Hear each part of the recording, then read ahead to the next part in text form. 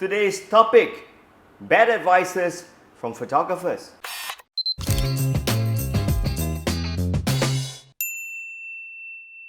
Look, buying expensive lenses is not bad advice, it's good advice. But a lot of photographers have been going around with the notion that you should buy one or two of those really expensive lenses and you can do everything. That's not true. This is a running shoe. This is a business shoe that you wear to a meeting. This is a shoe that you wear to ride horses. You notice that different shoes have different purposes. You don't wear this to do this. So my point is, you need different lenses for different genre. So expensive lenses doesn't necessarily mean that it's suitable for all genre. That's the most important bring home point here. While it's important to buy expensive lenses to get good quality, they focus faster, they are sharper, they enhance on the image better, less flare, good. Point taken. But my point is you have to factor in a few things. Number one, most of the time you need to upgrade because it's just like your smartphone or your computers. They do age and get outdated. Same thing with camera. There was a time, Yichong, that I thought lens and digital camera will be preserved and untouchable by the concept of upgrade. We thought that digital camera is digital camera. That was during the time of the Nikon D70. But no, 70S came, the 80, and then lenses become smarter, the coating becomes better. So this is a fallacy. It's good to buy good lenses, expensive lenses, but you cannot buy one or two lenses and hope that these one or two lenses can do everything. You have lenses for portraits, you have lenses for landscape, you have lenses for macro, you have lenses for, even lenses like this. Use only prime lenses. This looks like an advice I give to all my students. Use prime lenses, not use only prime lenses. I know of a photographer that he opens up his trolley bag. It's all filled with prime lenses. 18mm, 24mm, 32, 35, 50, 85, 100. That's if you're rich. But the point is that you don't have that much time to always be changing lenses. So it's not true that you should only be shooting with prime lenses. The fact is this, prime lenses are good because it allows you not to be lazy, which means that if I need to walk closer to the subject, you walk closer to the subject. So that's a good workflow to build on. But the problem is that sometimes it's just not economical in terms of time to change lenses. So here's what we do. The last few scenes of our shoots, most of the time we have like 50 or 60 photos to shoot per day if we are shooting a corporate profile or factory or even making movies, short films. The problem is that we are always having insufficient time. The last 3 scenes we won't even have time to think, and that's where Yichong and I would slap on zoomable lenses that can do things like 18 to 55, 18 to 50. Is that 18? What would we do? 24 to... Hell, we would even put in the 18105 just so that we can quickly get the shot done. Because Yichong and my logic is this: having no footage because you run out of time is way, way worse than having less than perfect footage. So we would always rather have photos or videos shot with easy to use lens that allow us to zoom, don't need to change lens, rather than going up to client and say, we don't have enough time, so we don't have an ending to the film. Upgrade often. Upgrade, but not often. In fact, we have a rule. Here's the logic. I always encourage photographers to work with other photographers. When you work with other photographers, you understand and see how they have a different workflow. You learn from that. Not only that, they have different gear from yours. And when you see that, you go, wow, yours is a touch screen, it focuses easier instead of just pulling focus. So, Yichong, that's why I always say that you should go out and work with other photographers. It's not about a pay thing. It's about going there to help, and that way you win trust. You're also not having too much of competition. And my point is this, when you work with other people, you notice that their workflow and their gear is different. You realize that you need to upgrade. That's one of the key, not often.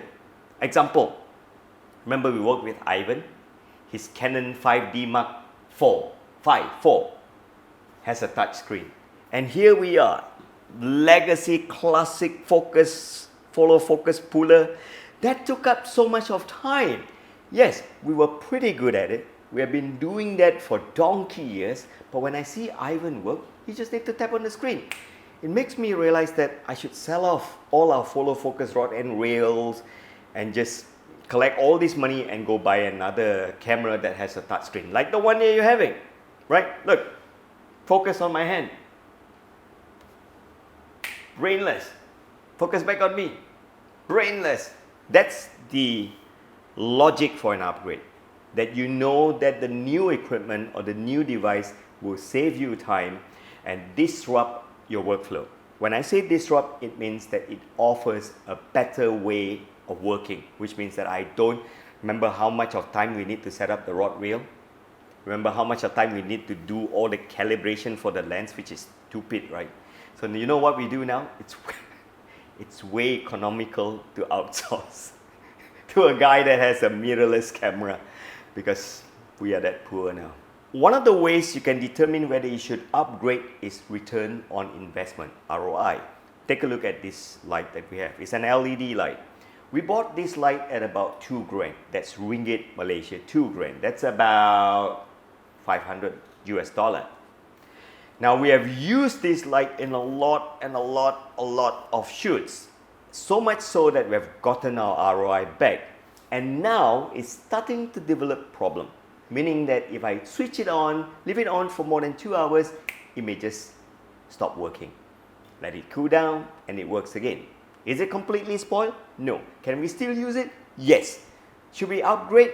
Yes. Because the logic is that this light has earned back its ROI. We would have shot at least, how many ads that thing you reckon we would have used? 20? 5 years worth. 5 years worth. Let's not talk about ads. Let's just talk about me shooting e-learning with it. 1,000. All right, we're going to be humble. 500 videos. Each one, we are just making 500 US dollar. No, less than that. 200 US dollar. So 200 US dollar times with 500 times, it has gained its ROI. Here's my logic. If you don't sell this now, this light is going to die on you, and when it dies on you, you will not be able to sell. So my point is that if it has gained back its ROI and returned to you on investment, sell it off and then get something like this. This baby is so cool, right? A difference of 7 years of lighting. This is lighter, this is cheaper, this has remote control, it has an external adapter. You can even do all, you know what? You should be watching this review of this lighting. This is revolutionary and it uses the COP LED. Wow. So upgrade is a good thing. That's it. Right, I have 2 cams here. You know, photographers, especially professional photographers, would tell you this. Can collect deposit? Would the clients pay? This happens predominantly with new photographers and also portrait or wedding photographers because they are not accustomed to the idea that clients need to book you for the time. Here's the thing, you have 30 days in a month, and out of the 30 days in a month, you're probably available for shoot for like 20 days in a month. And if a client comes up to you and say on the 18th and 19th we're going to book you, you're going to lock down those dates, reserve those dates for the client. And on the 17th, 1 or 2 days before the shoot, they cancel on you. That is insufficient time for you to find another client to fill up this gap. And for that reason, you should be getting yourself a deposit. But I know there are too many photographers that are afraid to use the word, say like, hey, since you're booking me for 18 and 19 for the shoot, I'll need to collect deposit. You can call it a down payment, or you can call it elegantly mobilization fees. I need to mobilize myself. I need crew. I need to hire Andrew as my second photographer. So call it whatever you want. My logic is this.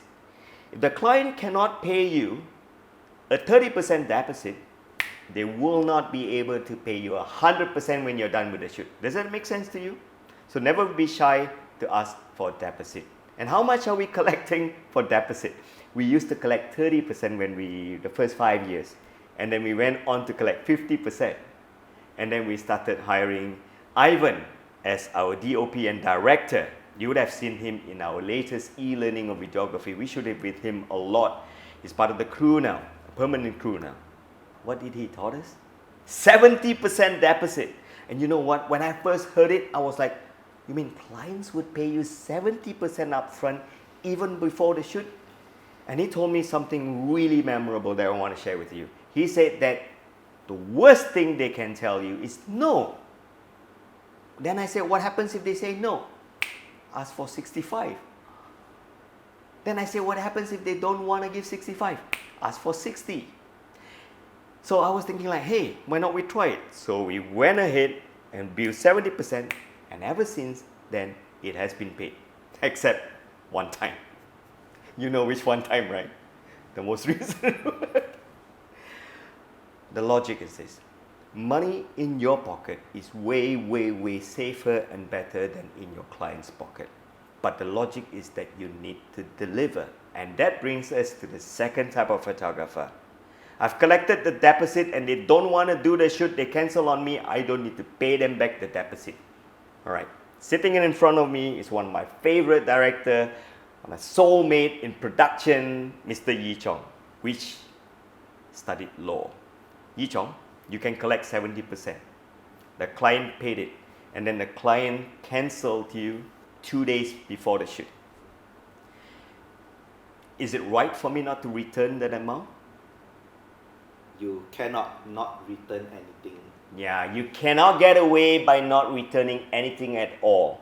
If you haven't started work, if you're that sort of photographer that the work only starts on the day of the shoot itself and there's no pre-production, you will probably need to return all. Right?